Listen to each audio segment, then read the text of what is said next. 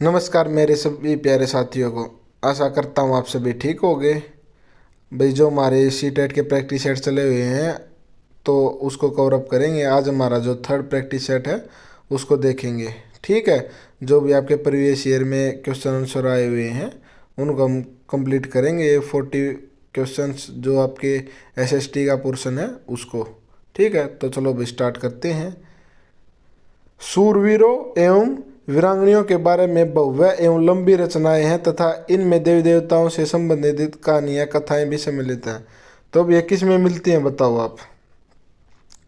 ये मिलती हैं भाई महाकाव्य में। महाकाव्य क्या होती है? ये मिलती है आपका सेकंड ऑप्शन ठीक है, महाकाव्य में। महाकाव्य क्या होती है भाई? जिसमें शूरवीरों और वीरांगनाओं के बारे में भव्य लंबी रचनाएं हैं और इसमें देवताओं के बारे में कहानियां शामिल हैं। ठीक है भाई, चलो भाई आगे।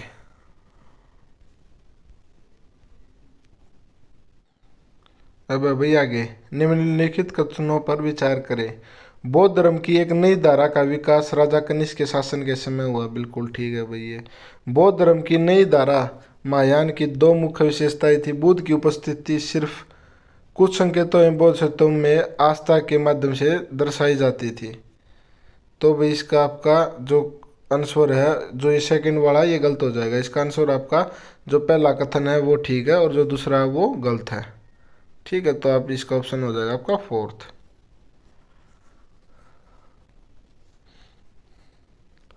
अब आ गया भाई, सिल्क रूट पर नियंत्रण रखने वाले शासकों में से सबसे प्रसिद्ध कुषाण थे। हाँ, तो आपका ये बिल्कुल सही है भाई। ठीक है, तो कौन थे सबसे प्रसिद्ध कुषाण? इन्होंने भाई लगभग जो 2000 सन था उस टाइम पे इन्होंने भाई उधर अपना शासन स्थापित कर लिया था।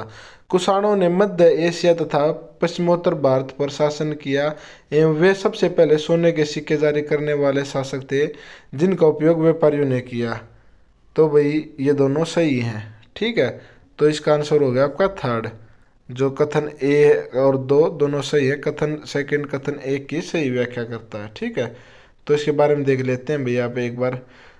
जो प्राचीन समय में चीन के लोग पैदल घोड़ों और ऊँटों पर दूर दराज की जगहों तक जाते थे और अपने साथ रेशम ले जाते थे। जिन रास्तों से वे जाते थे उन्हें सिल्क रूट कहा जाता था। क्या बोला जाता? जिन रास्तों से वो जाते थे उनको सिल्क रूट। रेशम मार्ग को नियंत्रित करने वाले शासकों में सबसे प्रसिद्ध कौन थे? कुषाण, जिन्होंने लगभग 2000 वर्ष पहले मध्य एशिया एवं उत्तर पश्चिम भारत का शासन किया था। इसका तो भाई जो आपका कथन एक है इसको स्पष्ट कर देता है, ये आपका सत्य हो गया।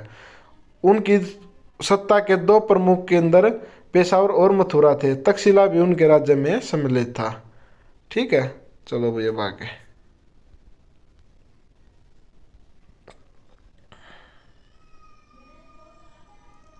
निम्नलिखित कथनों को राजाओं के आधार पर विचार करें। पढ़ो भैया एक बार आप पहले।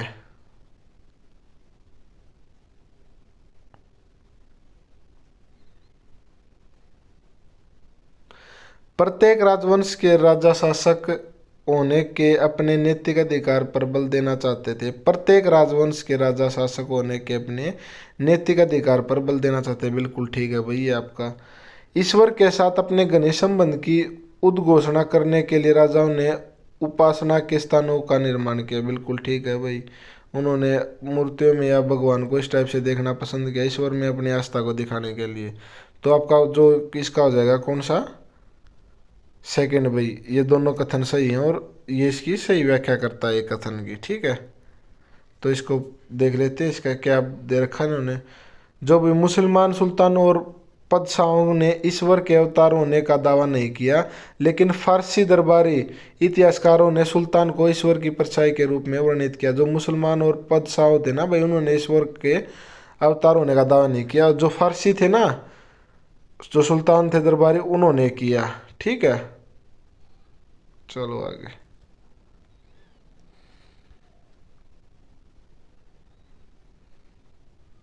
बताओ भाई, जगह और अथवा समुदाय का उनके शिल्प कला के साथ सम्मेलन कीजिए। बिद्दर। बिद्दर किसके लिए भाई? तांबे तथा चांदी में चढ़ाई का काम कौन करता है? बिद्दर। ठीक है, उसके बाद भाई सूरत। सुनहरे गोटा किनारियों जरी वाले वस्त्र कहाँ पे होते थे? सूरत में भाई। ठीक है, उसके बाद है थर्ड पांचाल। क्या होते हैं भाई? लोहा संबंधित कार्य और लोहार जिसे हम बोलते हैं। ठीक है, पांचाल वो क्या करते हैं? लोहा संबंधित कार्य और लोहार बोलते हैं उनको। सालियार, सालियार किसे बोलते हैं? जो बुनाई करते हैं। ठीक है, तो देख लेते हैं भाई बिंदर क्या होते हैं। तो इसका है आपका फोर्थ, जो फोर्थ ऑप्शन है इसका आपका वो ठीक हो जाएगा। तो भी देख लेते हैं अब बिंदर क्या होते हैं। बिंदर के शिल्पकार भारत के कर्नाटक के उत्तरी भाग में एक शहर तांबे और चांदी में अपने जड़ाऊ काम के लिए प्रसिद्ध थे, जिसे बदरी के नाम से जाना जाता था। बिदरी शिल्प की विशेषता इसके 48 काले रंग से होती है, जिसे जस्ता और तांबे के ऑक्सीकरण की एक अनूठी प्रक्रिया द्वारा प्राप्त किया जाता है। इसके बाद प्रक्रिया द्वारा बनाए गए खांचे में चांदी जड़कर डिजाइन तैयार किया जाता है। सूरत, सूरत किस लिए है भाई? गुजरात में सूरत मुगल काल के दौरान कंबे, वर्तमान खंबात और कुछ समय बाद अहमदाबाद के साथ पश्चिमी व्यापार का विक्रय केंद्र था।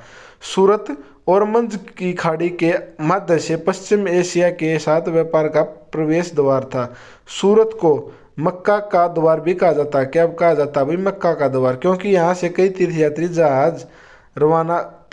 के जहाज रवाना होते थे। सूरत के वस्त्र अपने सुनहरे गोटे जर्री के लिए प्रसिद्ध थे और पश्चिम एशिया, अफ्रीका और यूरोप में इसका बाजार था। उसके बाद आता भाई थर्ड अपना पांचाल। पांचाल या विश्वकर्मा समुदाय, जिसमें सुनार, काश्यकार, लोहा, राजमिस्त्री और बढ़ई शामिल थे, मंदिरों के निर्माण के लिए आवश्यक थे। उन्होंने महलों, बड़ी बड़ी इमारतों, तालाबों और जलाशयों के निर्माण में भी महत्वपूर्ण भूमिका निभाई। उसके बाद आता आपका फोर्थ सालियार। ये क्या होते हैं भाई? सालियार या कैकलोर जैसे बुनकर मंदिरों को दान देने वाले समृद्ध समुदाय के रूप में उभरे हैं। सालियार बुनकर तमिलनाडु भारत के पारंपरिक बुनकरों का एक समुदाय है। ठीक है भाई, समझ गए? चलो भाई आगे चलते हैं। अब अशोक के बारे में पढ़ लेते हैं भाई।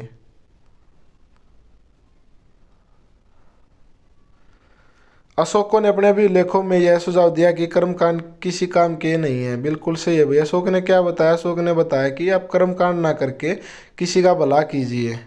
ठीक है, किसी जीव को दुख मत दीजिए, किसी जो प्राणी है उसका भला कीजिए, या किसी जरूरतमंद को उसकी जरूरत के लिए चीज़ें दीजिए।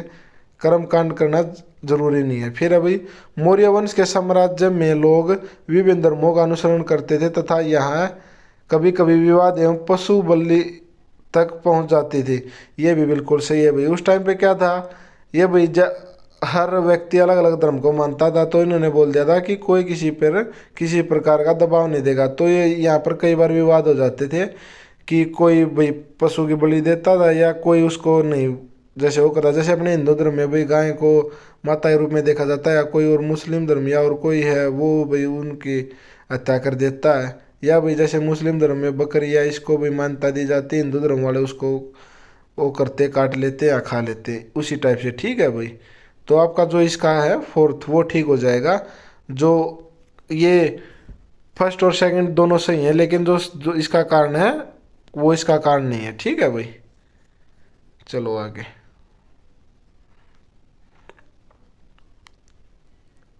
अब बताओ भाई कौन कौन क्या है। इसमें पूछा गया अभी ग्राम भोजक कौन है, गृहपति कौन और दास कर्मकार कौन है। ठीक है, हमने अच्छे से पढ़ा था ये समरी में। निम्नलिखित शब्दों का उत्तर भारत के गांव में उनकी अनुरूप भूमिका के साथ मिलान कीजिए।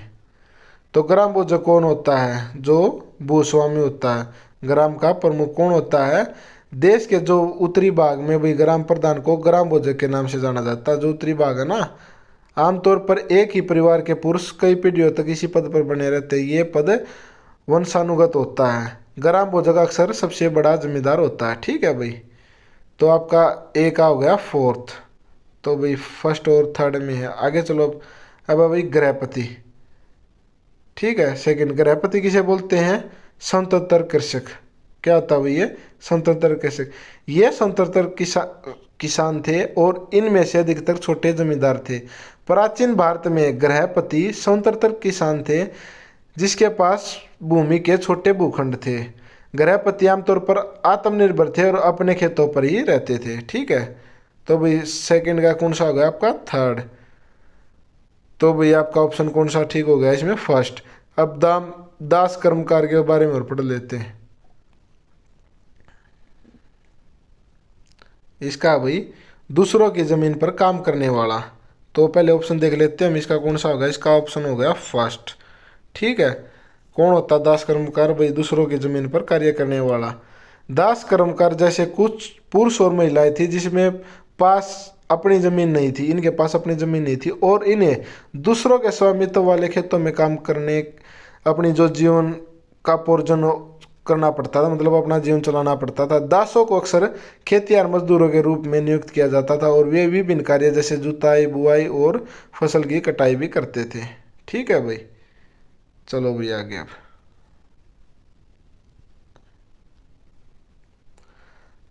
पढ़ो भाई, क्वेश्चन को पढ़ो। राजस्व की रैयतवारी व्यवस्था ने किसानों, रैयतों और खेतिहर कृषकों के बीच सीधा संबंध स्थापित किया। बिल्कुल सही है भाई ये। ठीक है।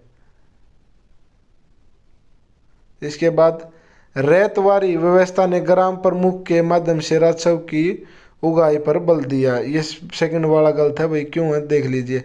जो बंगाल प्रेसिडेंसी के उत्तर पश्चिमी प्रांतों में इस क्षेत्र का अधिकांश हिस्सा अब उत्तर प्रदेश में है। हाल्ट मैकेंजी नाम एक अंग्रेज ने मालवाड़ी बंदोबस्त व्यवस्था नामक नई प्रणाली तैयार की थी जो 1822 में लागू हुई। इस प्रणाली के तहत प्रत्येक गांव महान द्वारा भुगतान करने वाले राजस्व की गणना करने के लिए एक गांव के भीतर प्रत्येक भूखंड का अनुमानित राजस्व जोड़ा गया था। इस मांग को स्थायी रूप से तय न करके समय समय पर संशोधित किया जाना था। राजस्व एकत्रित करने और इसे कंपनी को भुगतान करने का प्रभार जमींदार की बजाय ग्राम प्रधान को दिया गया था। तो इसलिए आपका जो सेकंड वाला कथन है वो गलत है। ठीक है। और जो फर्स्ट वाला है उसमें उन्होंने तर्क दिया कि बंदोबस्त सीधे किसानों रैयतों के साथ किया जाना था जिन्होंने पीढ़ियों से जमीन की जुताई की थी। इसलिए जो आपका पहला कथन है वो सत्य है।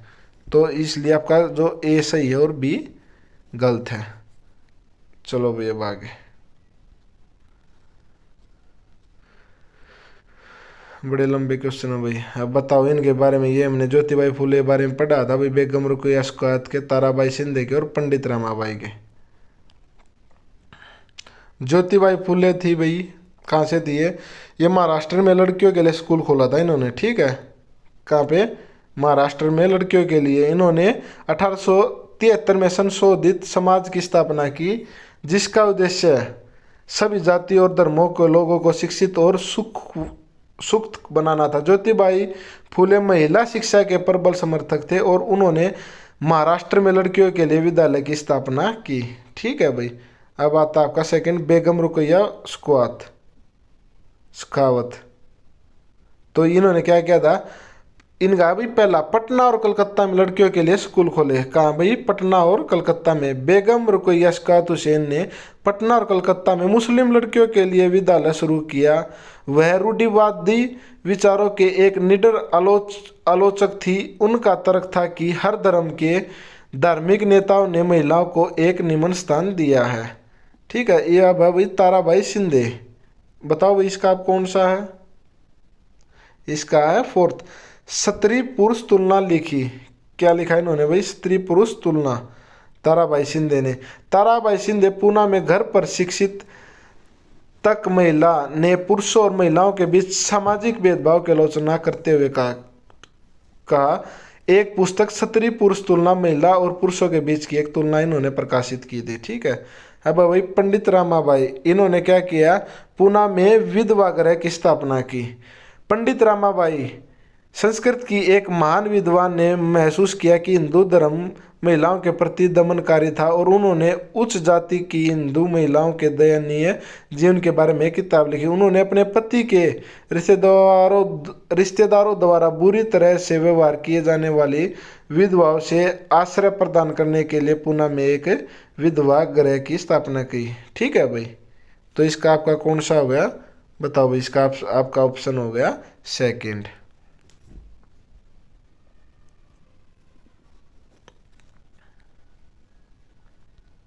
चलो भाई अब आगे।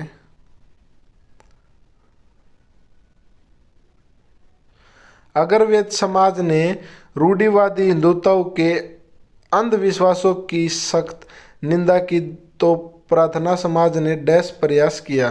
क्या क्या भाई? जातीय बंधनों के उन्मूलन के लिए। ठीक है भाई, क्या था ये? प्रार्थना समाज ने जातीय बंधनों के उन्मूलन के लिए मांग की। वेद समाज की स्थापना 1864 में मद्रास चेन्नई में हुई थी। वेद समाज ब्रह्मा समाज से प्रेरित था। किससे था भाई? ब्रह्मा समाज थे। इसने जाति भेद को खत्म करने और विधवा पुनर्निर्माण और महिला शिक्षा को बढ़ावा देने के लिए काम किया। किस लिए भाई? जो विधवा को दोबारा से शादी करने के लिए और महिला शिक्षा को बढ़ावा देने के लिए। इसके सदस्य एक ईश्वर में विश्वास करते थे। उन्होंने रूढ़िवादी हिंदू धर्म के अंधविश्वासों और कर्मकांडों की निंदा की। जो भाई कर्मकांड और ये होते थे इनकी निंदा की। तो इनका कौन सा है? फर्स्ट, जातीय बंधनों के उन्मूलन के लिए।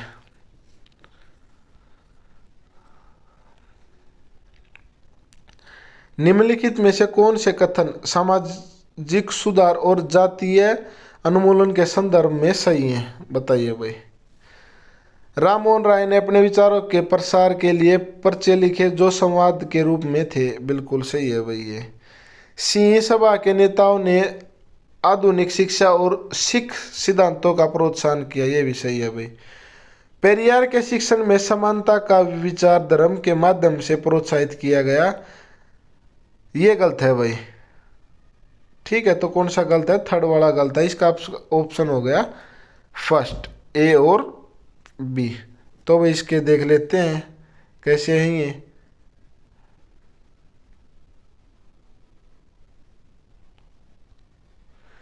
संचार के नए रूपों के विकास में पहली बार राम मोहन राय जैसे समाज सुधारकों द्वारा किताबें, समाचार पत्र, पत्रिकाएं, पत्रक और पैछल ये हैं भाई पैम्पलेट छपवाए गए। तो इसलिए भाई जो आपका पहला कथन है वो सही है। ठीक है, तो फिर अब सेकंड कथन के बारे में भाई। उन्होंने सिखों के बीच आधुनिक शिक्षा बढ़ा दिया। अक्सर आधुनिक शिक्षा को सिख शिक्षाओं के साथ जोड़कर दिया गया। तो इसलिए आपका बी कथन सही है। सामाजिक समानता प्राप्त के लिए अछूतों को सभी धर्मों से खुद को मुक्त करना पड़ता था। तो इसलिए आपका जो थर्ड वाला कथन ये गलत हो जाएगा। तो आगे भाई, राष्ट्रवाद के उदय को प्रतिबंधित करने के लिए निम्नलिखित को प्रारंभिक से नूतन क्रम में लाएं। तो बताओ भाई पहले कौन सा आएगा? भारतीय लोगों को संप्रभु होना चाहिए, यह चेतना जागृत हुई। बिल्कुल सही है भाई। उसके बाद एल्बर्ट बिल को वापस लेना, ये नहीं भाई। भारतीय राष्ट्रीय कांग्रेस की स्थापना, ये भी भाई ये बाद में हुई थी सबसे। वर्नाकुलर प्रेस एक्ट का पारित होना, ये इसके बाद ये है भाई, ए के बाद डी। फिर उसके बाद है एल्बर्ट बिल को वापस लेना और उसके बाद है भारतीय राष्ट्रीय कांग्रेस। तो ये कब कब हुआ था ये देख लेते हैं भैया अब। ठीक है, तो इसका ऑप्शन हो गया आपका सी। ठीक है, तो मैं अभी आपको बता देता हूँ ये कब हुआ था भाई। जो चेतना 1850 के बाद गठित राजनीतिक संघों द्वारा स्पष्ट रूप से व्यक्ति की जाने लगी, विशेष रूप से वे जो 1870 और 1880 के दशक में अस्तित्व में आए। इनमें से अधिकांशों का नेतृत्व अंग्रेजी शिक्षित पेशावरों जैसे वकीलों द्वारा किया गया।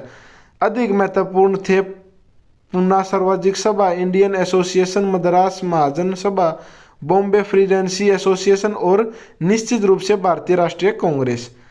आर्म्स एक्ट 1878 में पारित किया गया था, जिसमें भारतीयों को हथियार रखने की अनुमति नहीं थी। उसी वर्ष सरकार की आलोचना करने वालों को चुप कराने के प्रयास में वर्नाकुलर एक्ट भी बनाया गया। तो कौन सा था भाई ये? Vernacular act. उसके बाद भाई अधिनियम ने सरकार को समाचार पत्रों की संपत्ति को उनके प्रिंटिंग प्रेस सहित जब्त करने की अनुमति दी। यदि समाचार पत्रों ने कुछ भी प्रकाशित किया तो अपराजित पाया जाएगा। ठीक है भाई, क्या किया उनको भाई, जो अगर गलत छापा तो उनको बंद कर दिया जाएगा।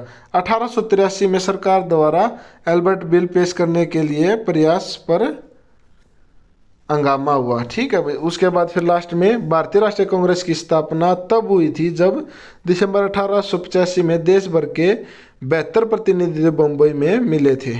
ठीक है भाई। तो भाई आगे चलते हैं, अब अपना 13 देखते हैं।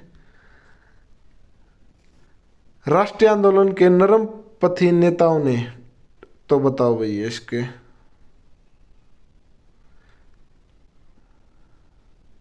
ने देश की आर्थिक तबाही के विरुद्ध जनमत निर्माण किया। तो इसका कौन सा भाई आपका 4th।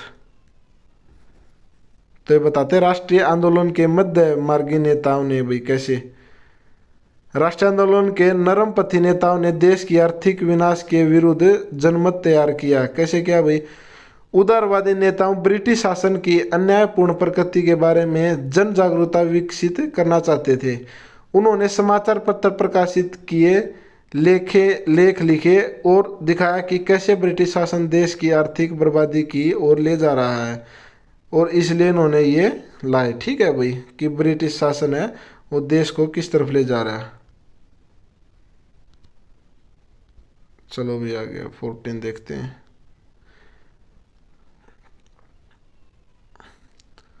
1954 में दूसरी पंचवर्षीय योजना तैयार की गई। गलत है भाई, ये जो दूसरी आपकी पंचवर्षीय योजना थी वो 56 में थी। ठीक है, दूसरी पंचवर्षीय योजना में निजी संस्थानों के नियंत्रण में बाहरी उद्योगों के विकास पर बल दिया गया। तो आपका ये सेकंड भी गलत है। यह स्टील जैसी भारी उद्योग के विकास और बड़े बांधों के निर्माण पर दृढ़ता से केंद्रित था। यह सच है कि लेकिन ये क्षेत्र राज्य के नियंत्रण में होते थे, तो इसलिए आपका जो ये है ये गलत हो जाएगा। तो आपका फर्स्ट और सेकंड दोनों गलत हैं, तो आपका इसका ऑप्शन हो गया सेकंड। चलो भाई आगे चलते हैं अब।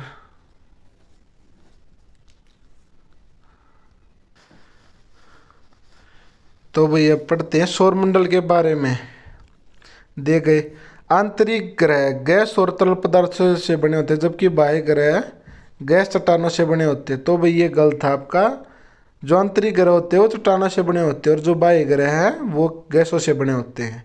सेकंड वाला है भाई आपका, बाह्य ग्रह आंतरिक गैसों की तुलना में बड़े आकार के होते हैं और कुछ बाह्य ग्रहों के चारों ओर छल्ले होते हैं। तो ये बिल्कुल सही है भाई। ठीक है, जो अपने आंतरिक ग्रह बुध, शुक्र, पृथ्वी और मंगल, ये भाई गैसों के बने होते, सॉरी चट्टानों से बने होते हैं। और जो बाह्य ग्रह हैं अपने कौन कौन से हैं भाई, जो बृहस्पति, शनि, अरुण और वरुण है, ये गैसों के बने होते हैं और इनके चारों ओर छल्ले होते हैं। तो आपका भाई कौन सा है, ए गलत है लेकिन बी सही है।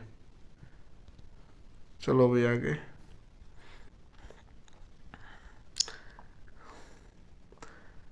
निम्नलिखित में से कौन से अंटार्कटिक में भारत के सब स्टेशन हैं। तो भाई ये मैत्री, दक्षिण गंगोत्री और भारती, ये तीनों हैं। ये कहाँ पे हैं भाई बताओ। भारत का पहला अंटार्कटिक अनुसंधान केंद्र दक्षिण गंगोत्री 1983 में स्थापित किया गया था, लेकिन इसे 1990 में छोड़ दिया गया और अब यह चालू नहीं है। अतिथि भारत का अंटार्कटिक उपकेंद्र नहीं है। तो ठीक है, तो भी आपके इसके कौन सा है, फर्स्ट, सेकंड और थर्ड। तो इसका आपका ऑप्शन है ए, बी और सी।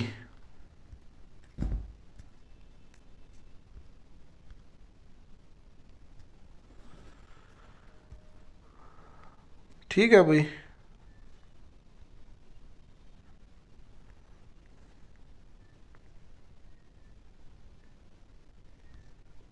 चलो भाई आगे।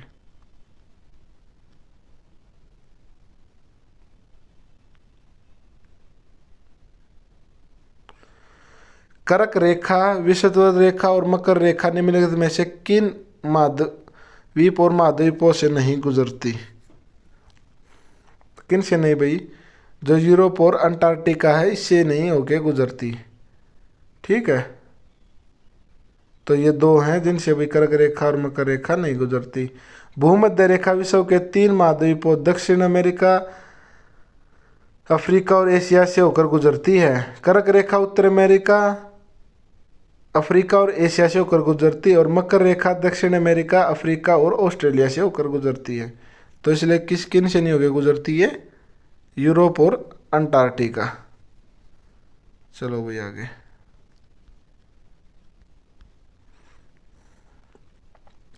भारत में 82.5 पूर्व को मानक यमोत्तर माना गया है। यह रेखा निम्नलिखित में से किस क्षेत्र से होकर गुजरती है? किससे होकर गुजरती है भाई? ये सुंदरवन डेल्टा से, नी पश्चिमी घाट से, नी भारतीय मरुस्थल, ये होकर गुजरती है भाई आपका जो पूर्वी घाट है वहां से। ठीक है, समझ गए? 82.5 डिग्री पूर्व की यमोत्तर को भारत के लिए मान्य के यमोत्तर माना जाता है। यह पूर्वी घाट से होकर गुजरती है।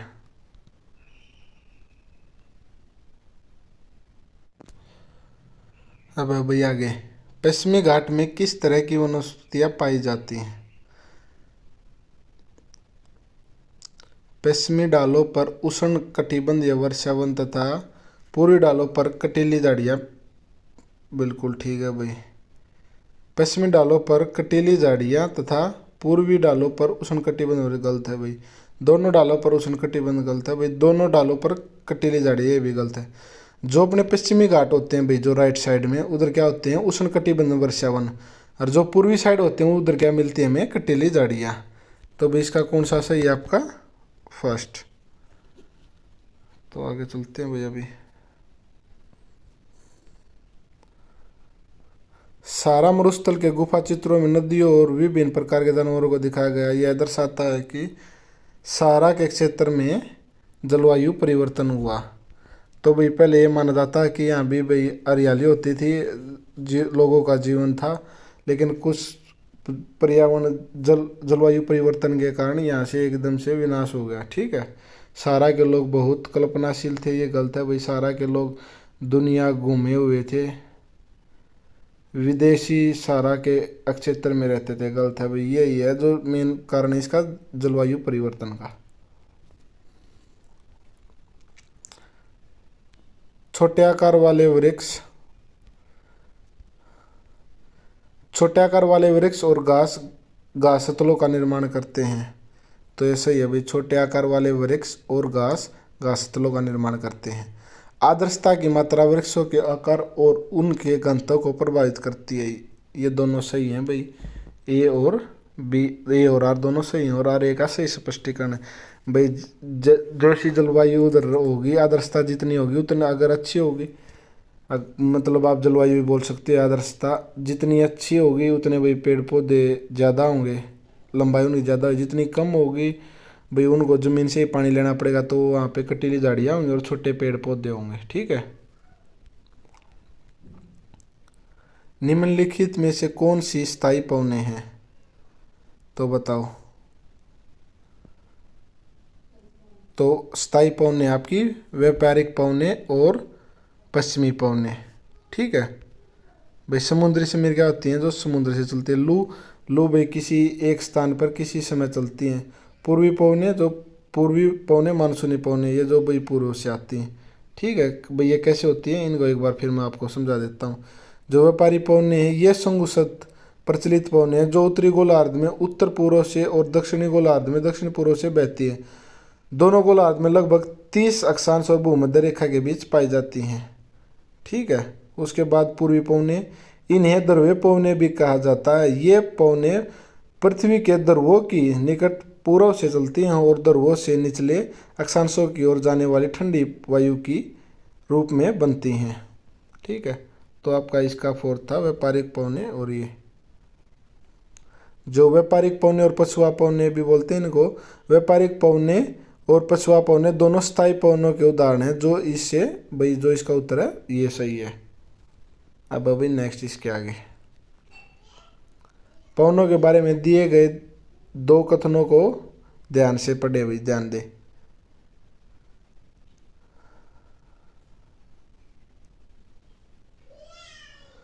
पौने उच्च दाब से निम्न दाब की ओर बहती है। बिल्कुल सही है भाई। जहाँ पे उच्च दाब होगा, उच्च दाब से निम्न दाब की ओर बहती हैं और ठंडा मौसम हो जाता है फिर वहाँ पे। ठीक है, पौनों की दिशा निर्धारण में पृथ्वी का अपने अक्ष पर घूमना भी एक कारक के रूप में प्रभावित करता है। बिल्कुल ठीक है भाई, पृथ्वी का अपने अक्ष पर घूमना, घूर्णन बोलते हैं जिसको। ठीक है, ये भी है। तो ये दोनों सही है, लेकिन ये इसकी भाई सही व्याख्या नहीं करता। ठीक है,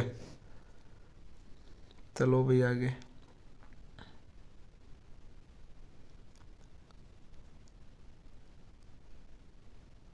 तो भैया क्यों इसकी सही व्याख्या नहीं करता? क्योंकि हवा की गति की दिशा पूरी तरह से पृथ्वी के घूमने से निर्धारित नहीं होती। ठीक है, पूरी तरह से अगर पृथ्वी की बोले तो उससे निर्धारित नहीं होती। अब आ गया भाई निम्नलिखित कथन ए और बी को पढ़ो भाई एक बार आप। विभिन्न जलवायु दशाओं के चलते भारत में प्राकृतिक वनस्पतियों में काफ़ी भिन्नता पाई जाती है। बिल्कुल सही है भाई, जहाँ पे जैसी जलवायु होगी वहाँ पर वैसी भिन्नता पाई जाएगी। जहाँ पर वर्षा ज़्यादा होगी उधर पेड़ पौधे अच्छे मिलेंगे और कम होगी तो वहाँ पर विरल वनस्पतियाँ मिलेंगी। किसी एक क्षेत्र विशेष की प्राकृतिक वनस्पति केवल यहाँ पर होने वाली वर्षा पर निर्भर करती है? नहीं भाई, वह बहुत से कारकों पर निर्भर करती है। ठीक है भाई, कैसे कैसे वे भाई? मिट्टी पे भी भाई। ठीक है, उदाहरण के लिए उच्च वर्षा वाले क्षेत्र में मिट्टी के प्रकार, तापमान जैसे अन्य कारकों के आधार पर भी विभिन्न प्रकार की वनस्पतियाँ हो सकती हैं। ठीक है भाई, तो इसका केवल ए सही है। चलो भाई आगे चलते हैं। लो एशक के संबंध प्रिंस चार्ल्स पर्वत अवस्थित है। लो एशक से संबंधित प्रिंस चार्ल्स कहाँ पे है भाई? बताओ बताओ। प्रिंस चार्ल्स पर्वत है भाई आपका अंटार्कटिका में। प्रिंस चार्ल्स पर्वत मैक में पर्वतों का एक प्रमुख समूह है। रॉबर्ट लैंड ऑस्ट्रेलिया में एथोस श्रेणी, प्रोथोस श्रेणी और आर्मिस श्रेणी शामिल हैं। ठीक है, तो मेन ये भाई जो इससे संबंधित पर्वत है वो आपका अंटार्कटिका में है।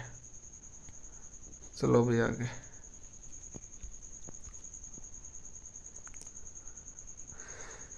दिए गए कौन से कारक किसी भी पदार्थ को संसाधन में परिवर्तित कर सकते हैं? भाई ये आपके तीनों ही ठीक है। समय भी प्रौद्योगिकी और ज़रूरत भी। ठीक है, समय, प्रौद्योगिकी और ज़रूरत। तो इसका आपका ऑप्शन हो गया ए।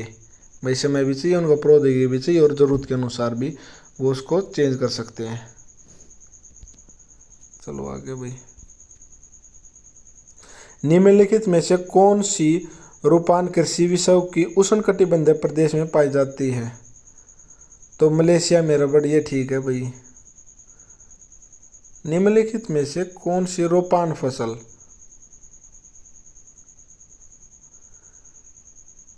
विश्व के उष्णकटिबंधीय प्रदेश में पाते? मलेशिया में रबड़, ये ठीक है। ब्राजील में कॉफ़ी, ये नहीं भाई। उसके बाद अब भारत में चाय, हाँ ये सही है भाई। इसका ए और सी दोनों सही हैं। एक बार इसको देख लेते हैं कैसे हैं भाई।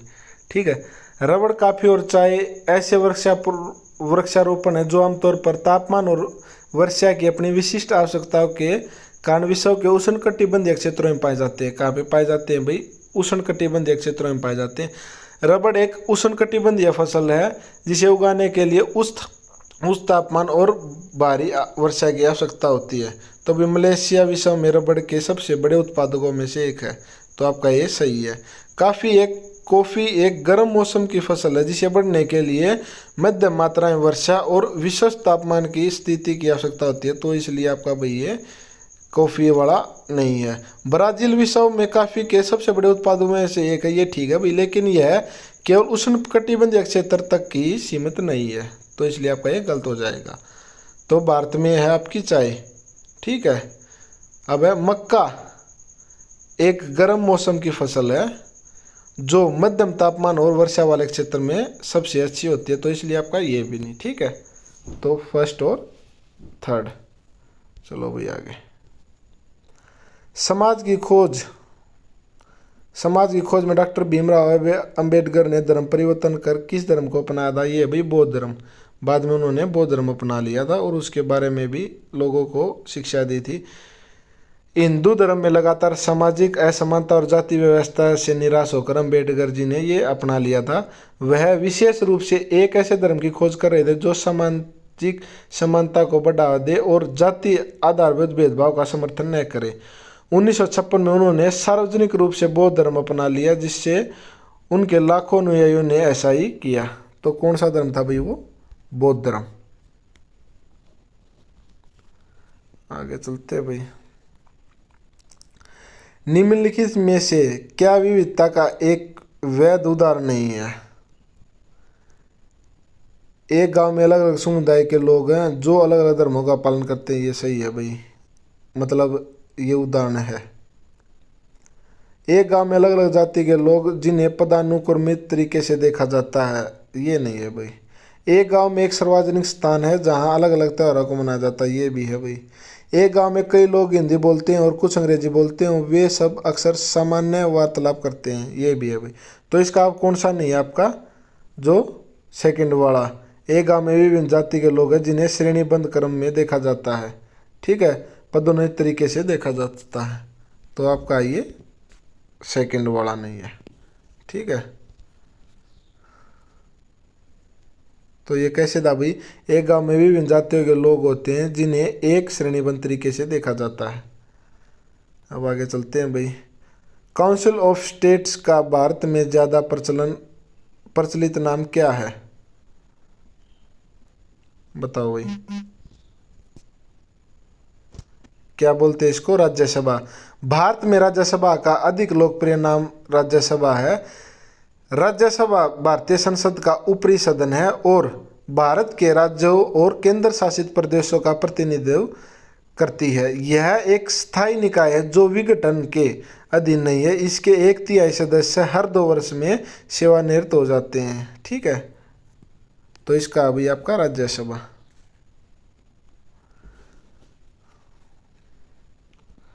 तो भाई मैं आपको इनके सदस्यों के बारे में बता देता हूँ थोड़ा। राज्यसभा में कुल 245 सदस्य होते हैं, जिनमें से 233 राज्यों और केंद्र शासित प्रदेशों की विधानसभाओं द्वारा चुने जाते हैं और 12 भारत के राष्ट्रपति द्वारा नामित किए जाते हैं, भाई राष्ट्रपति भेजते हैं उनको। और लोकसभा भारतीय संसद का निर्वाचन सदन है और कुल पद 545 हैं, सदस्यों के साथ भारत के लोगों का प्रतिनिधित्व करते हैं, ठीक है। तो भाई हो गया इसका आपका। आगे चलते हैं। संसद में प्रश्नकाल कब होता है भैया। संसद में प्रश्नकाल डैश सुनिश्चित करता है कार्यपालिका की विधायिका के तरफ जवाबदेही। भी कार्यपालिका की विधायिका के प्रति जवाबदेही, कब उन्होंने क्या काम करवाया है और कितने समय में उनके कार्यकाल में कितना कार्य हुआ, ठीक है। तो ये होगा भाई कार्यपालिका की विधायिका के तरफ जवाबदेही। चलो भाई आगे।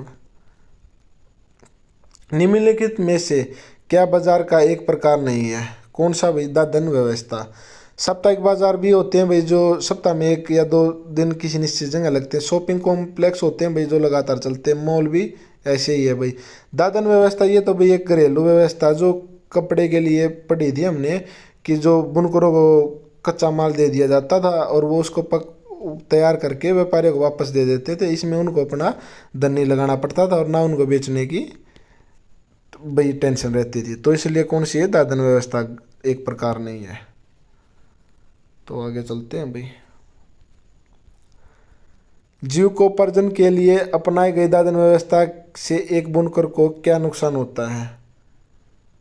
बुनकर को व्यापारी द्वारा उच्च कच्चा माल पहुंचाया जाता है, ये तो ठीक है भाई, ये उसको कोई नुकसान नहीं।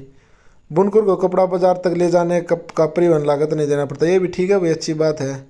बुनकर को कपड़े के मूल्य पर बुनकर का कोई नियंत्रण नहीं होता और सारा मुनाफा व्यापारी को होता है, ये है भाई, ठीक है। उसको नुकसान ये है कि वो अपनी मनचाही बोली से उसको नहीं बेच सकता। उसको भाई पहले ही सब कुछ तय हो जाता था, मैं आपको इसके लिए इतने पैसे दूंगा और आप इतना माल मेरे लिए बनाकर तैयार कर देना। बुनकर को सूत काट कर कपड़ा बनाने का काम घर से करना पड़ता था। तो इसका आपका ऑप्शन है 3rd, ठीक है। चलो भाई आगे चलते हैं। रोजा पार्कर्स ने बस में एक श्वेत पुरुष के लिए अपनी सीट देने से इनकार किया। यह आधुनिक इतिहास में किस बड़े आंदोलन के रूप में आया। तो यह आया भाई नागरिक आंदोलन, ठीक है। संयुक्त राज्य अमेरिका का नागरिक आंदोलन, सिविल राइट मूवमेंट, किसके नाम से आया भाई ये, यह आपका सिविल राइट मूवमेंट्स के नाम से। जब भाई रोजा पार्कर्स अपना कोई काम करके घर पर आ रही थी तो किसी गोरे व्यक्ति ने उनसे सीट मांगी, उन्होंने वो सीट देने से मना कर दिया, तो उनको इस व्यवस्था का सामना करना पड़ा था, ठीक है। तो आपका ऑप्शन हो गया इसमें ए।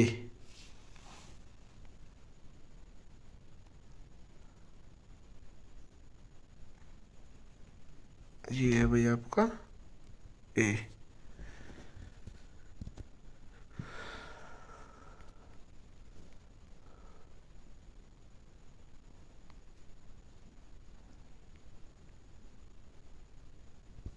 चलो भाई,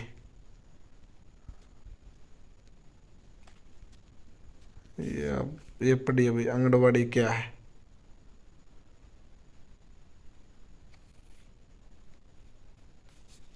बताइए भाई।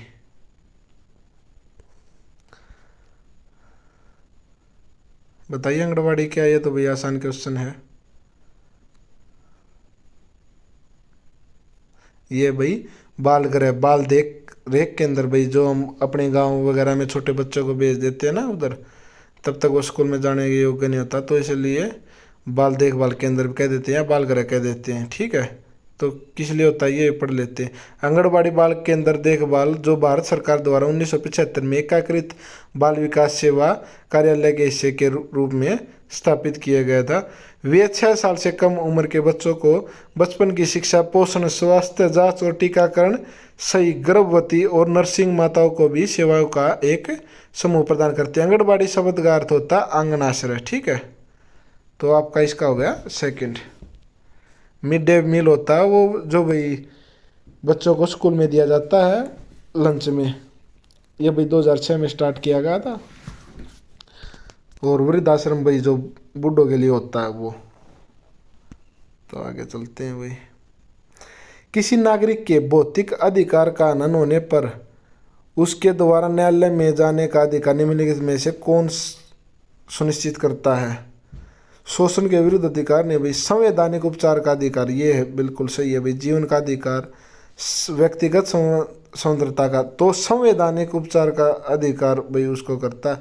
यह अधिकार भारतीय अनुच्छेद 32 में निहित है। ठीक है, संवैधानिक उपचारों के अधिकार को भारतीय संवैधानिक का दिल और आत्मा माना जाता है, क्योंकि यह व्यक्ति को उनके मौलिक अधिकारों के कानूनों, उपयोगों और परिवर्तन की प्रवृत्ति शक्ति प्रदान करता है। ठीक है, चलो भाई आगे। निम्न कथनों पर विचार कीजिए और पहचानिए कि कहाँ सत्ता एवं शक्ति का दुरुपयोग हो रहा है। तो कीजिए भाई, बताइए। मंत्री द्वारा ठोस तकनीक कारणों के चलते परियोजनाओं को मंजूरी न देना, ये तो ठीक है भाई।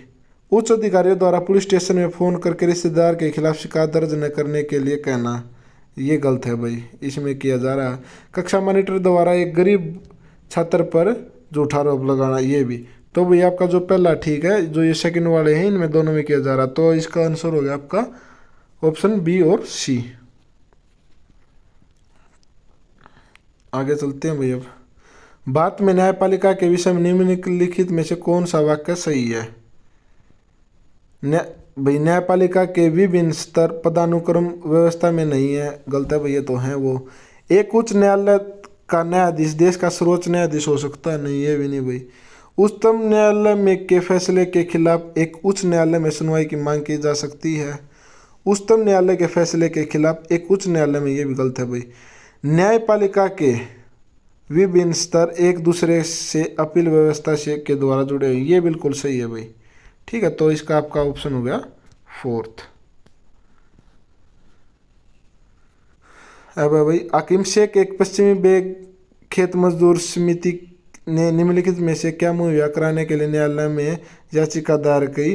तो उन्होंने भाई चिकित्सा एवं स्वास्थ्य की सेवाएं के लिए, जब उनको भी वो गिरने से चोट लग गई थी तो वो सरकारी हॉस्पिटल में गए, फिर एक में गए, फिर वो बहुत सारे 8-10 सरकारी हॉस्पिटलों में गए। उनको भाई जब स्वास्थ्य सेवाएं नहीं मिली तो उनको भाई जीने का अधिकार वाला अधिनियम नहीं मिला था उनको, कि भी उनको प्रॉपर वे से स्वास्थ्य सेवाएं मिली, तो चिकित्सा एवं स्वास्थ्य सेवा के अंतर्गत आ गया है। ठीक है, आपका लास्ट है भाई आज का हमारा। किसी समुदाय के बारे में रूढ़िवाद धारणाएं अक्सर उसके डैश का कारण बनती हैं, किसका भाई? आशयकरण का। उससे भाई क्या होता है, किसी समुदाय को रूढ़िवाद करने का अर्थ नस्ल, जातिगत, धर्म या लिंग जैसी कुछ विशेषताओं के आधार पर लोगों के समूह के बारे में सामान्यीकरण या धारणा बनाना है। ये रूढ़िवादी धारणाएं अक्सर पक्षपाती मान्यताओं को कायम रखती हैं और समुदाय के रूढ़िवाद होने के नकारात्मक परिणाम को रखती हैं। आशयकरण वह प्रक्रिया है जिसके द्वारा कुछ व्यक्तियों या समूह को समाज के आशयों या किनारों पद कर दिया जाता है, पूर्ण भागीदारी से बाहर कर दिया जाता है और समान अवसरों से वंचित कर दिया जाता है। भाई उनको समान अवसर नहीं मिलते। तो इसका आपका आशयकरण। तो भैया आज हमारा जो थर्ड क्वेश्चन पेपर वो कंप्लीट हो गया है। इसके बाद भैया हम फोर्थ करेंगे, और ऐसे ही जो आपके 25 से 30 जो पेपर हुए थे उसको कंप्लीट करवा देंगे, आपके जो SST का पोर्शन है उसको। ठीक है, तो वीडियो को पूरा देखें, लाइक और सब्सक्राइब करें। जो हमारी क्लास है हर रोज़ भाई इवनिंग में 5 बजे आती है, 5 बजे डाल दी जाती है, आप उधर से हर रोज़ देख लें इसको। ओके, धन्यवाद भाई।